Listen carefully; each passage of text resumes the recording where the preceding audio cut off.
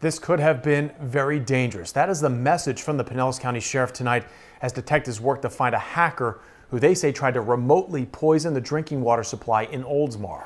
And ABC Action News reporter Sarah Hollenbeck spent the day talking to security experts about the threat this poses nationwide. Cybersecurity experts tell us this attack is significant, and while luckily it was caught in time, they say it should raise red flags about the vulnerability of our utility systems.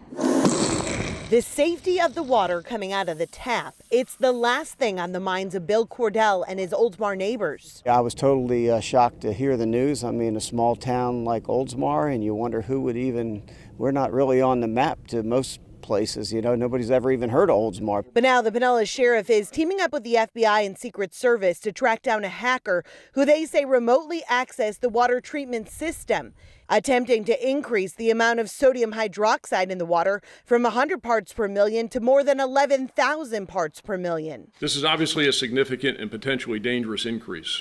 Sodium hydroxide, also known as lye, is the main ingredient in liquid drain cleaners. In small amounts, the chemical can be used to control water acidity and remove metals from drinking water. In large amounts, it can cause severe vomiting or even death.